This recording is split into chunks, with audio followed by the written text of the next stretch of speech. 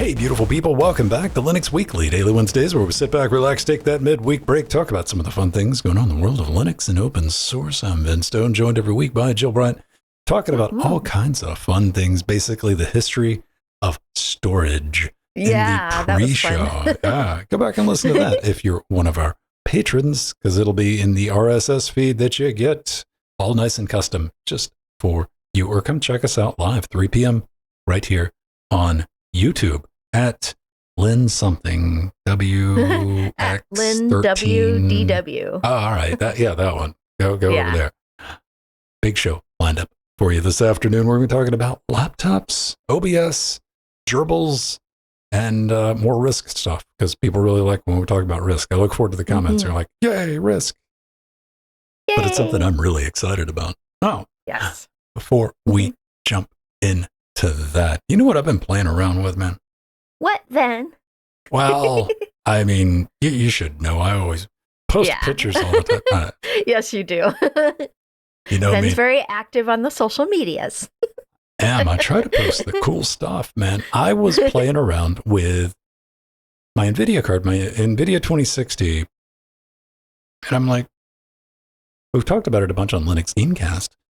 The open source NVIDIA drivers with the open source Vulkan driver, because recently NVIDIA opened up the binary drivers with the GPL bits for the kernel. I'm not even talking about, I'm talking about like just using the kernel drivers with the NVK stuff and the work that Collabora's been working on. I'm like, what's it really take to get that set up? Latest version of Mesa, get everything rigged in, plopped in the old 2060, and as maybe I can get, like VK Mark to run or like GLX gears, and like this would be kind of fun to watch, right? Be kind of interesting. Yeah. I was playing The Witcher 3, Joe. See, that's awesome. Yeah, I saw your post. Yeah. Just wanted to check in on the state. The Nuvo NVK, like straight up, I'm in Witcher 3 playing that, and you look over to the right there.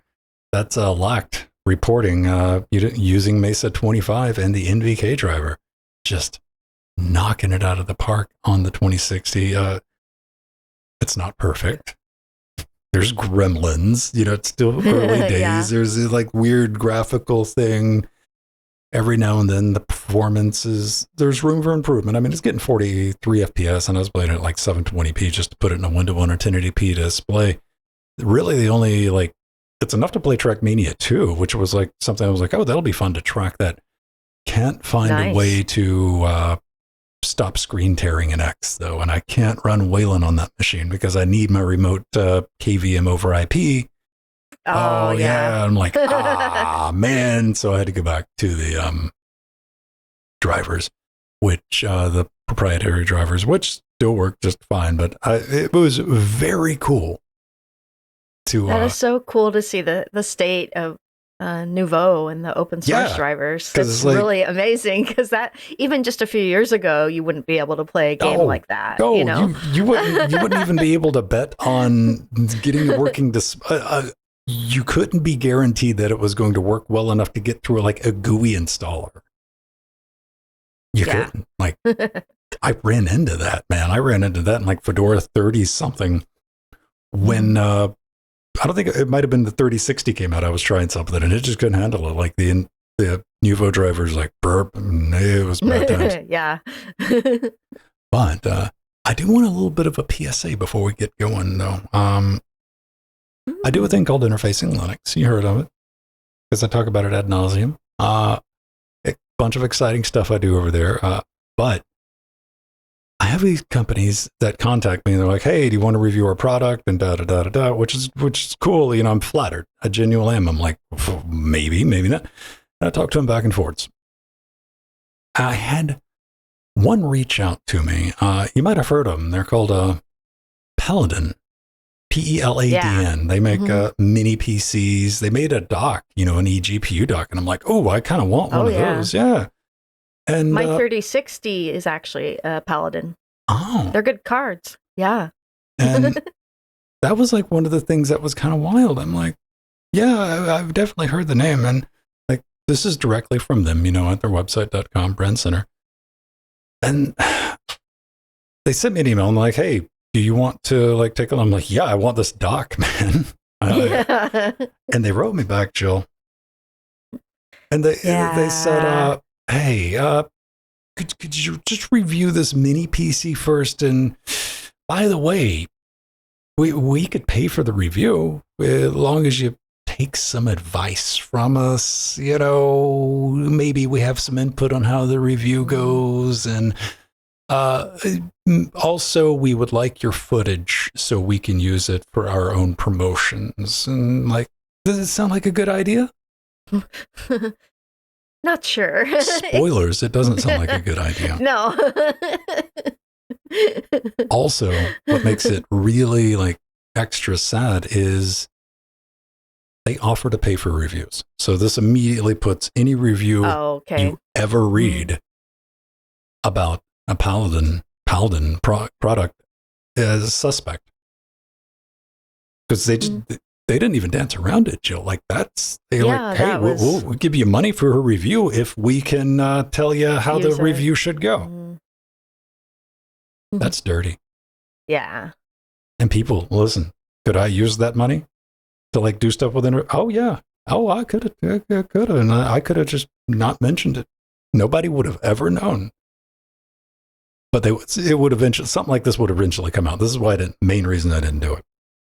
Because at some point, there's going to be a big enough content creator, YouTuber like me. I'm just like, nope, I'm not touching that. It's going to blow up. And everybody who's ever reviewed anything, like even if I'm like, nope, just send me the product, people will get accused of it. You get what I'm saying? Yeah, absolutely. It's on the table. Because this wasn't special for me. It wasn't special for Interfacing Linux.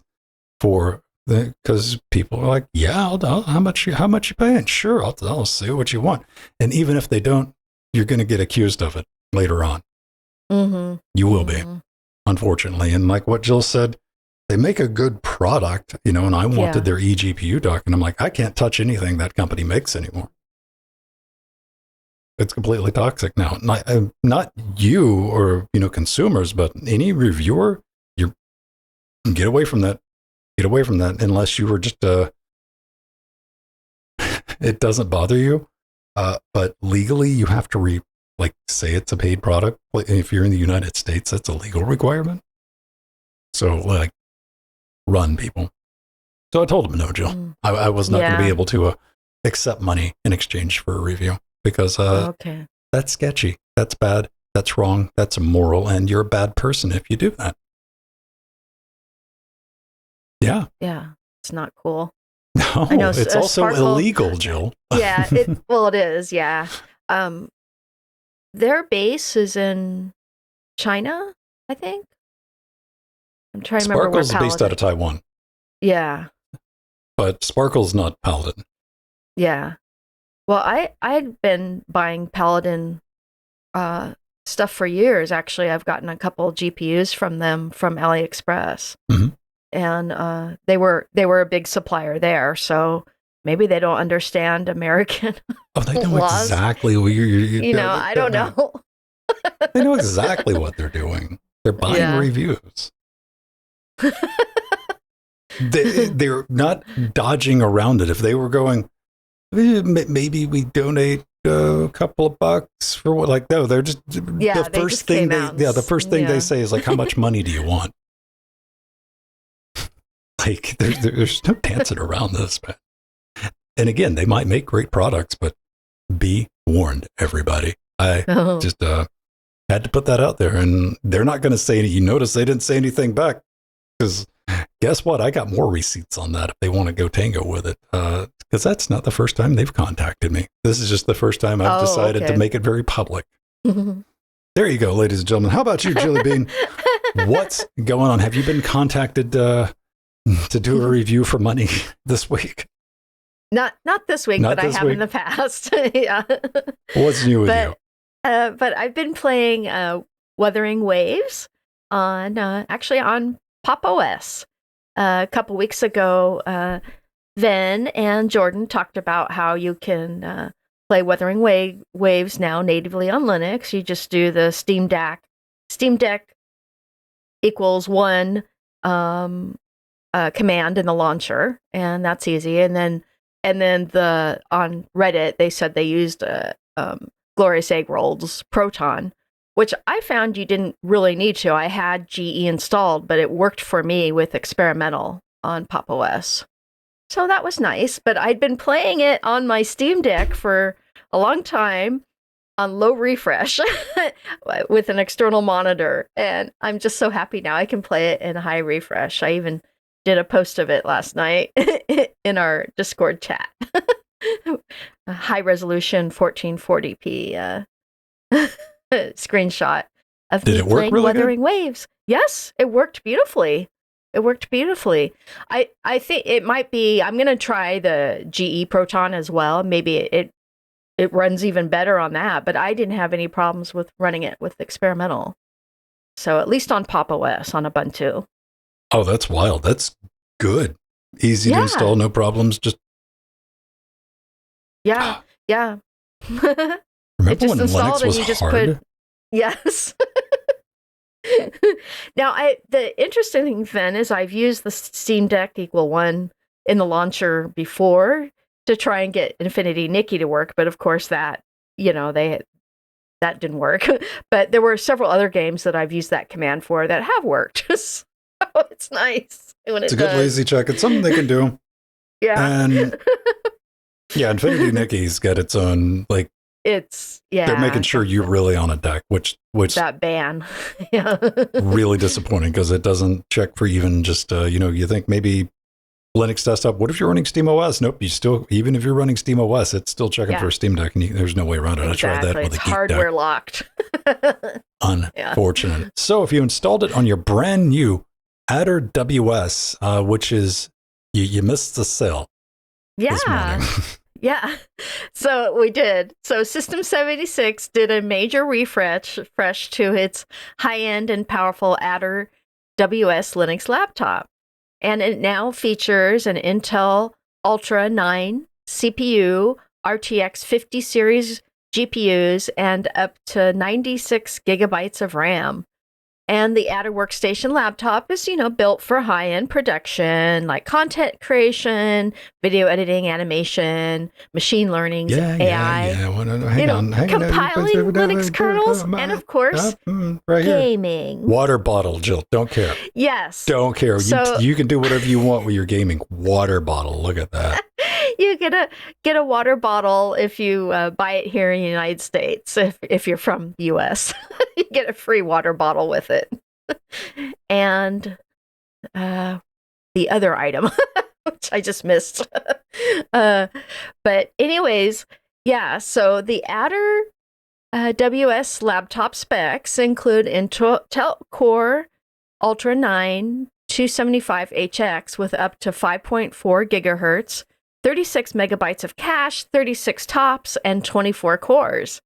And it features a 15 or 17-inch 1920 by 1080 matte finish, 144 hertz display. The 15-inch Adder WS can be ordered with an RTX 5050 or 5060, while the 17-inch chassis adds the more powerful RTX 5070. And you can get up to 96 gigabyte of dual-channel DDR5 at 5,600 megahertz, and up to 3 M.2 PCIe Gen 4 SSDs totaling up to 12 terabytes. That's pretty impressive. And it's got one HDMI and 2 DisplayPort 2.1 over USB-C. And the Adder WS ships with System76 own Pop! OS 22.4 LTS or Ubuntu 24.04 LTS. And prices start at $2,099. But as Ven was saying this morning, it was $100 less, but we missed the deadline for that. So it's now $2,099. But in the high-end laptop lineup, that is the lowest price System76 laptop. Is the Adder. There's 2 others above it, including the Bonobo. So it's the cheapest performance model that they make. Correct. All right. Yeah.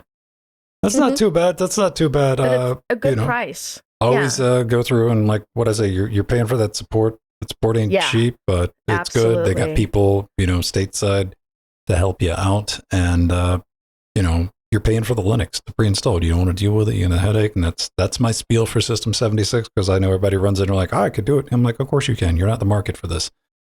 However, I always like digging around. So it's like, what's the craziest one you can make? How expensive can you? We all play this game, you know, when as soon as you get there and you're like, oh, let's just add everything up. So you can turn this $2,099 laptop into a $4,765 chunker. Yes, you can. With all the bells and whistles, with the 12 terabytes of drives and the full, the nice, you know, the highest end GPU you can get. Well, not the highest end. Actually, the Bonobo is the one that you can get a 5090 for. Oh, man. And more importantly, the only thing, you know, they got a pretty good price. You know, they're not Apple. They got a good price on the RAM. They got a good price on the storage. You know, you got to factor in, you know, their overhead on that, whatever their bill of materials is, and like it's factored in, but it's not crazy. You're like, okay, yeah, sure. Everything makes sense. Yeah. But it does. But Jill. What? You don't? Do you want that? The free water bottle and notebook? The stainless steel water bottle and notebook. That's what they're giving to you for free if you order it here from the United States. I would like a comment in that sentence, because if I got that, then I didn't have a stainless steel water bottle and notebook, which I would also assume the notebook to be made of stainless steel. I'm like, what? Come on, man. No. What I'm giving them a hard time about is this $155 charger. Oh, the charger. $155 charger. Yeah. I mean, put a sticker on it or something, guys. Okay, for $155. Like, I'm just saying, maybe throw that in there. There it is. There'll be a link in the show notes, or just head over to System76 and check it out. Play around with it. Now, OBS, something we're using right now to sling the data bits to YouTube. Been running on Linux, better part of a decade. Not a problem. You know, I'm sending H.265, HEVC. You could do AV1. You could do, MPEG-4, like whatever you want to get up to. Record your multi-track stuff and all that. On YouTube, not a problem. Don't have to worry about anything. Then Twitch shows up to the party, right? Twitch is like, you want to send AV1, huh? And I'm like, yeah, it'd be neat. And you're like, so you want us to be like just like the big boys, huh? Like big giant corporations like Discord, which has had support for sending AV1 for years now. I'm like, oh, but we're Twitch. We're a scrappy little startup owned by Amazon. We can't just change all that around. Not us. Not little Twitch. No, guys. We're gonna have this convoluted setup to where you do all the work for us at home. So instead of just sending like, okay, you know, AV1 uses less bandwidth, gives you a better picture quality. That's the simple elevator pitch of it right there. How do you send that? Well, you enable AV1, you know, you got a new GPU from AMD, Intel, or NVIDIA. You click on it, you click stream. That's it. Done. On Twitch, you got to get into their Rube Goldberg system. That has some weird name. I don't even know if it's completely public yet, or if it's still in like limited testing, or if it's like semi-public testing. So instead of allowing you to send that HEVC, that AV1 goodness to Twitch, you got to encode everything. So like, let's say I wanted to do, you know, 1440p, that's in testing, 1080p, 480p, 360. You got to use all the encoders and do it yourself. Your power, your machine, your slowdown, and then send all those streams to Twitch, which is going to use up all your bandwidth, because not everybody's got symmetrical fiber. And by that, I mean, most people don't, man. So you're going to get that encoding performance hit and use up a lot more bandwidth.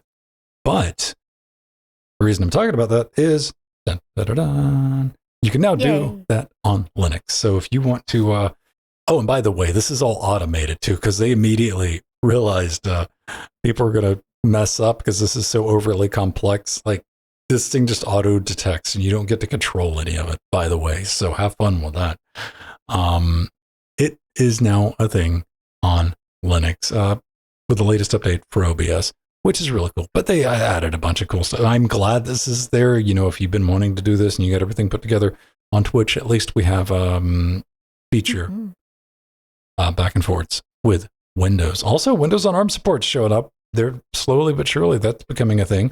They've added support for video for Linux virtual cameras on non-Linux environments. So our brothers and sisters over there in BSD land, they can do that. And something I've been waiting on, hardware accelerated browser sources on Linux. Yay. For AMD GPUs. Yes. Get stuffed, NVIDIA. Boo. A bunch of other little things and niceties. Really glad to see this update. Multitrack video is what it's called over in OBS land, because my first thought was like, how do I even enable this stuff? And you go into your Twitch tab for your sending and there's an option for it. And I'm like, can I play with it? And it's all grayed out. I'm like, nope, we control it. Or actually Twitch controls it. You know, it basically queries your system and like bounces that over to Twitch, and Twitch is like, use these settings. Again, YouTube, you click start streaming. Discord, same thing. You just click start streaming. Yeah. Twitch, you got to use a special thing they had to build an OBS. Okay, all right. So yeah, there you go. You got any thoughts on this? Yeah. Well, the good news is there's now support for BSD and our Unix viewers. OBS added support for video for Linux 2 virtual camera on non-Linux environments. And that's a big deal. So you have much more support on any other distro that's Nix. And that's great. For the weird ones, man. Yeah, Linux. You don't even want to say like the weird ones. I'm over here trying to get OBS like working with a rock chip, and I need to. Hang on. I just had a thought because I fixed. I made rock chip thing it wasn't supposed to do, and that might actually make that work now. Somewhere in my Google Docs, there's a old man Ven is working on getting hardware acceleration working on ARM on Linux with OBS. Why? Because I need help, people. I need help. I got weird hobbies. There you go. Okay, moving on to something I ran across earlier this week. Because I'm left-handed. Yes, you are. Kinda. Yeah, you're ambidextrous. That one, yeah. Ambidextrous. Ambidextrous? There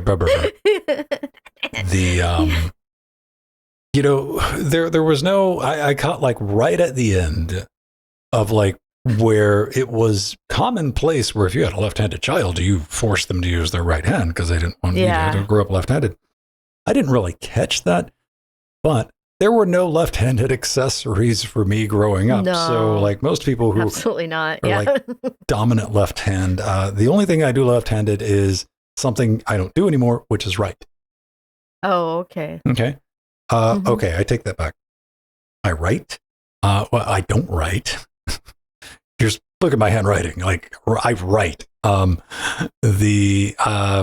toss a ball with my left hand. I bat right-handed, American batting.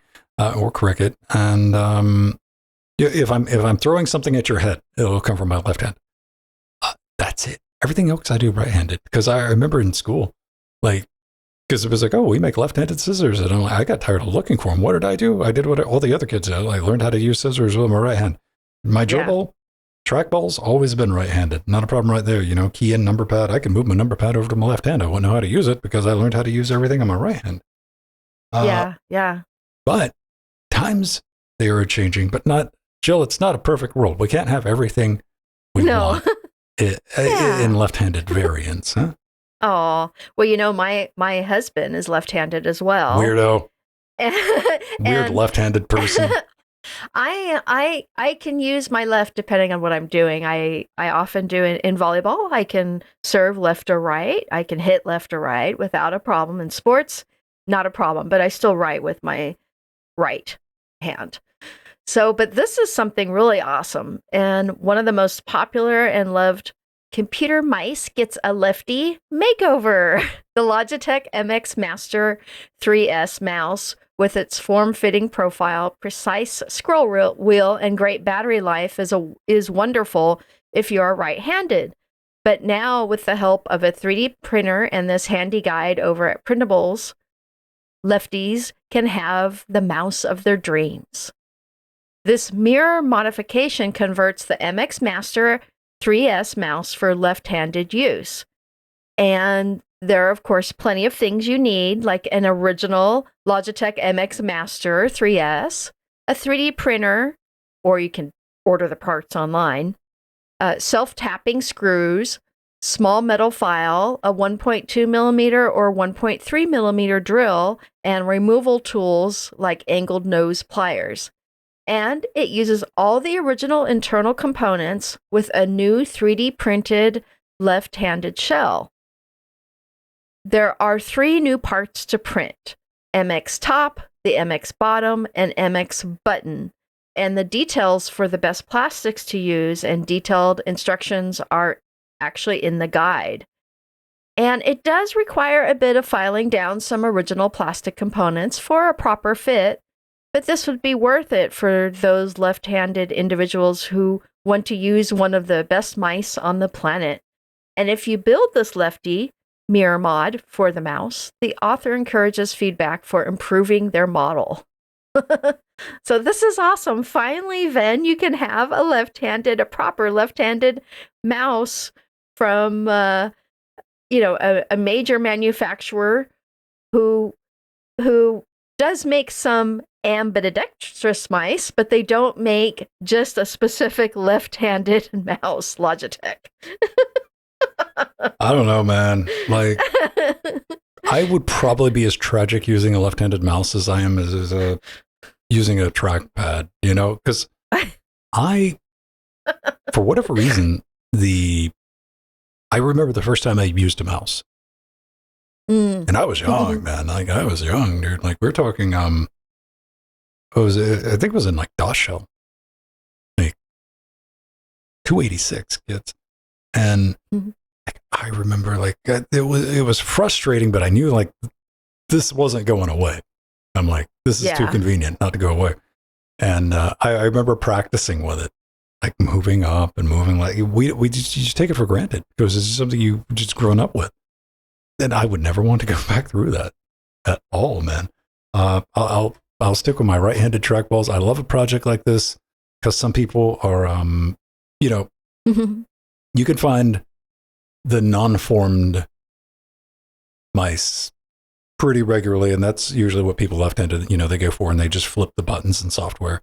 But yeah, they've been just completely cut out of the, form-fitted Logitech, the slick ones for a long time. So having this as an option is brilliant. I love it.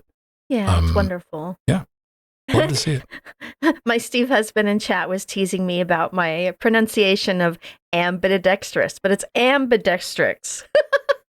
That was sorry, everyone. That was another way of saying it. Sure. Yeah. I can't say it right. I'm sorry. If you're ever like worried about pronouncing that big horrible ambi word, just say you can dual wield. Yeah. All right. Dual wield. There we go. There you go. That's all you got. Everybody knows what you're talking about. At least the right people will. Now, last week we talked about RISC-V, didn't we? Yes, we did. Yes. And we were talking about Ubuntu. Yeah. Doing a bold strategy, man. Dropping support for RISC-V boards like the one I had, the one that just came out, my RV2 from Orange Pi. Because they didn't, they were like, we're drawing the line. You got to support RVA 2023 or else. And I was giving them a hard time. I'm like, well, that's going to be awfully difficult in Ubuntu because that chip doesn't exist yet. Nobody's made a RISC-V SoC that's fully compliant with that. But I also said, good on you. Put the line down. Let's make people step it up if they want to run it. And I think Ubuntu's popular enough to throw their weight around on that. So Milk V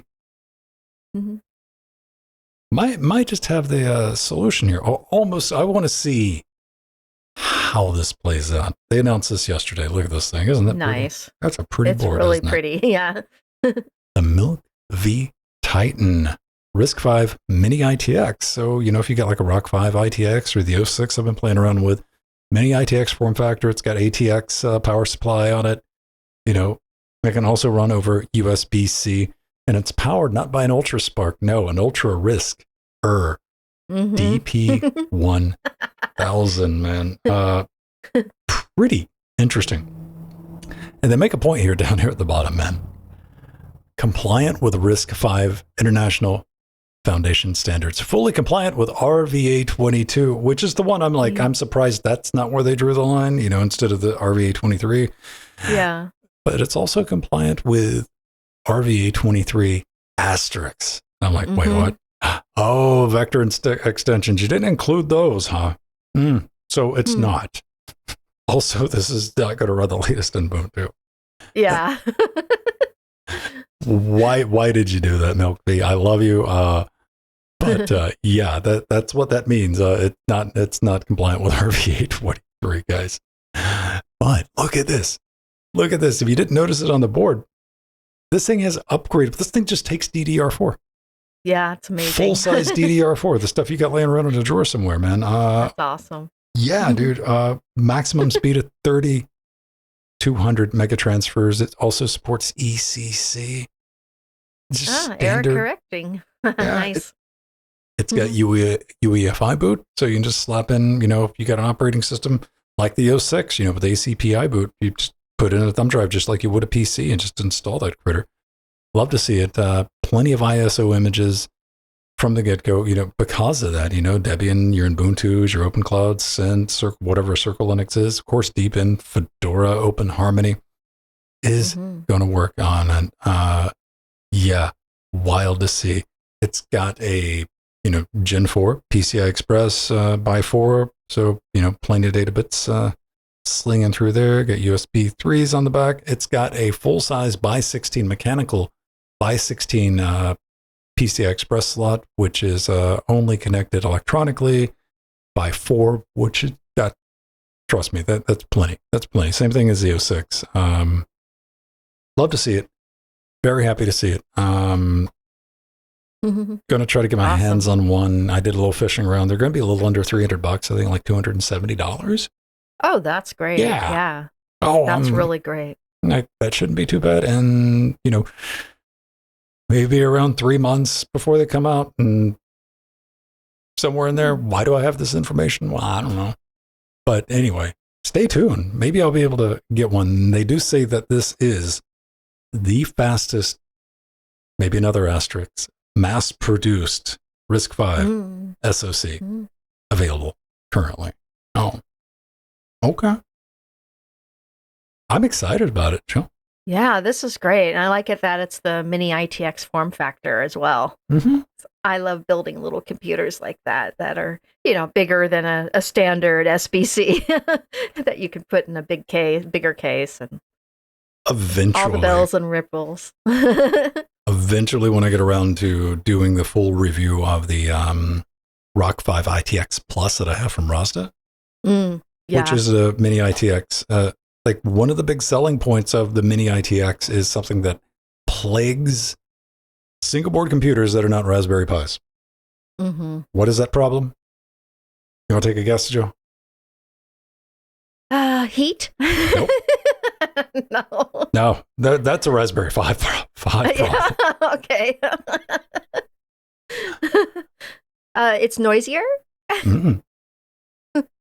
What? But when I say this is going to be very obvious. You're like, oh, yeah, right. Lack of cases. Oh, yeah. Well, duh. Yes, of course. Yes. Because guess what? You don't need a special case for a MINI-ITX board. Yeah, exactly. Yeah, you just go get it.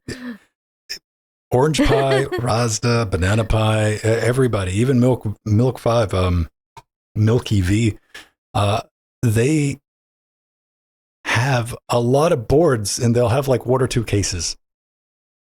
Not for each product, just one. This is the other case Orange Pi makes. Orange Pi makes like 60 products.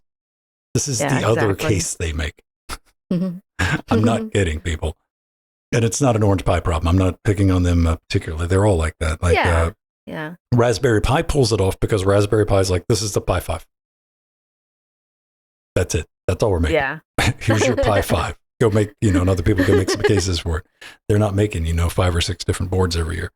Oh, Milk V Titan. I look forward to playing with it. Hopefully it's going to be a fun ride because I shot him an email and I'm like, man, I just did one for like gaming on ARM.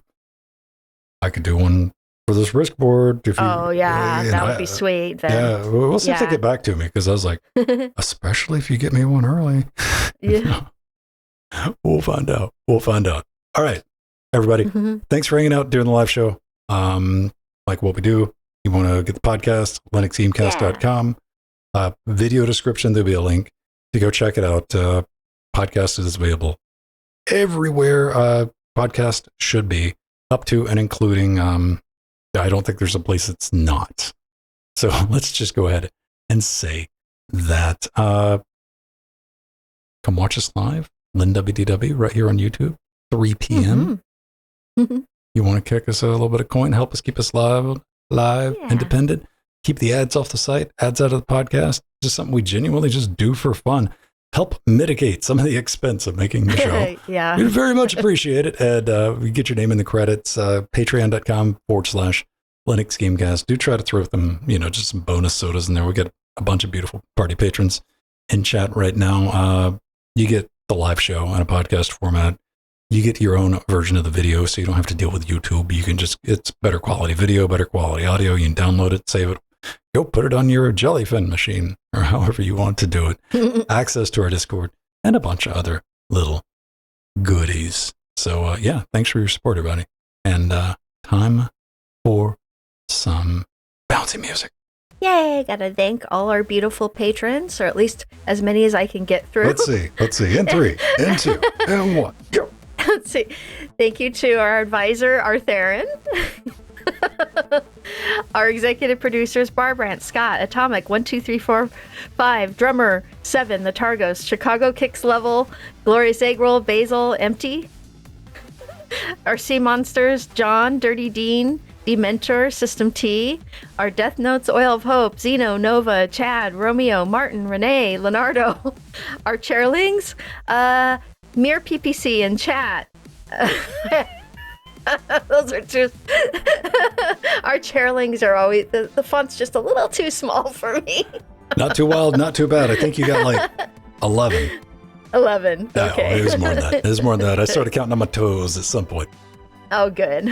Beautiful people. Have a great rest of your week. I will be back on Friday for Rounds in RPG TM2 crew over at Linux Gamecast. Something you can participate in if you are a patron or if you subscribe to us over on Twitch. But we'll be over at TM2 crew on YouTube, 7:30 p.m. for Rounds in RPG. We'll do a little rounds match. Then we go on a RPG Adventure Time, which is like a crazy magical puzzle of rage.